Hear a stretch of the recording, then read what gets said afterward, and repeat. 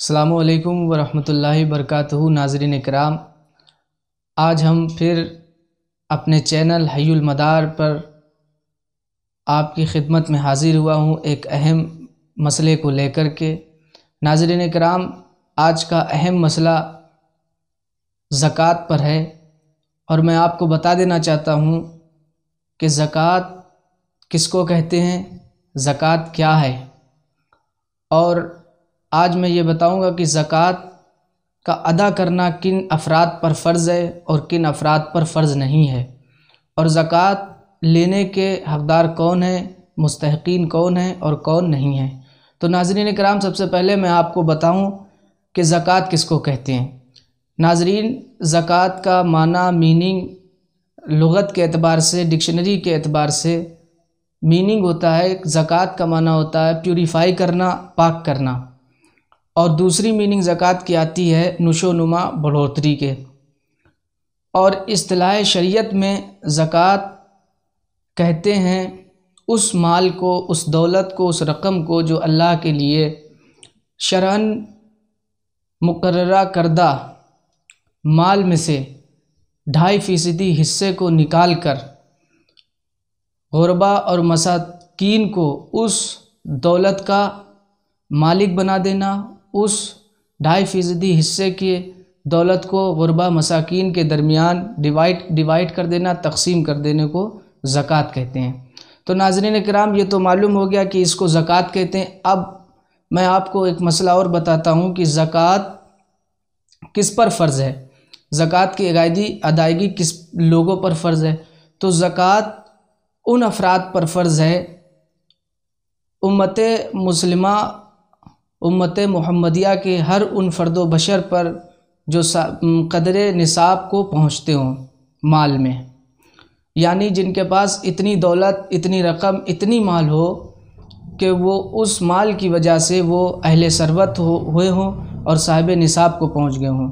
जैसे अगर किसी शख्स के पास 7.5 तोला सोना और 52.5 तोला चांदी है, या अगर 7.5 तोला सोना के मकदार या 52.5 तोला चांदी के मकदार रकम है, दौलत है, कैश है, तो ऐसे शख्स पर ज़कात का अदा करना फ़र्ज़ है और ज़कात देना वाजिब है।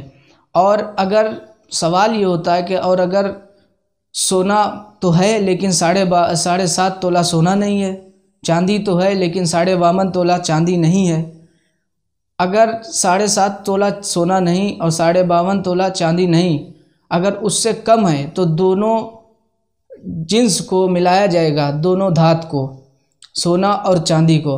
अगर सोना और चांदी को मिलाएं और उसकी मकदार 52 तोला बन जाए चांदी के, तो भी इस सूरत में ऐसे शख्स पर ज़कात का देना, ज़कात अदा करना फ़र्ज़ हो जाएगी। अब आइए मैं एक मसला समझाता हूँ कि ज़कात किन माल से, किन अमवाल से, किस किस्म के अमवाल से निकाली जाती है। तो ज़कात उसूलन 3 अमवाल से, 3 अशिया से, 3 धात से निकाली जाती है।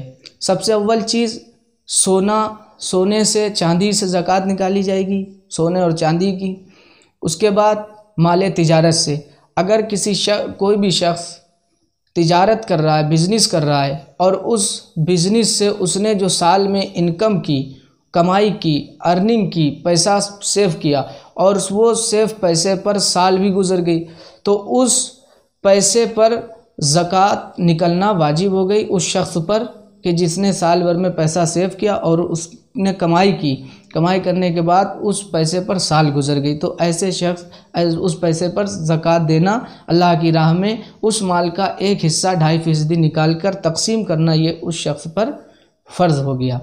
तो नाज़रीन किराम, तीसरा माल क्या है कि वो साइमा जानवर जो चराई के लिए छोड़े गए हैं, तो उन जानवरों पर भी ज़कात निकाली जाएगी। अब ज़कात किसको देना है और ज़कात किसको नहीं देना, तो ज़कात 8 लोगों में तकसीम करना जायज़ है और 8 लोग ज़कात लेने के हक़दार हैं, मुस्तहिक़ीन हैं। और इन 8 लोगों के अलावा अगर शराइत ना पाई जाएं ज़कात लेने की, तो वो ज़कात नहीं ले सकते हैं। सबसे अव्वल चीज़ मसाकीन को ज़कात देना जायज़ है और मसाकीन ज़कात ले सकते हैं। मिस्कीन किसको कहते हैं कि जिसके पास रहने की जगह ना हो, गुज़र-माश का ज़रिया ना हो, जो इंतहाई गुर्बत में अपनी ज़िंदगी को बसर कर रहा हो, उसको मिस्कीन कहते हैं।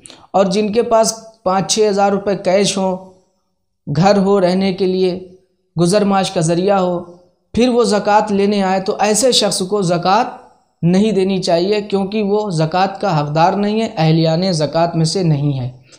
और अगर हम उस शख्स को ज़कात देते हैं तो वो हमारा पैसा जो अल्लाह की राह में निकला वो मुस्तहिक़ीन तक नहीं पहुंचा, वो गैर मुस्तहिक़ीन की जेब में चला गया।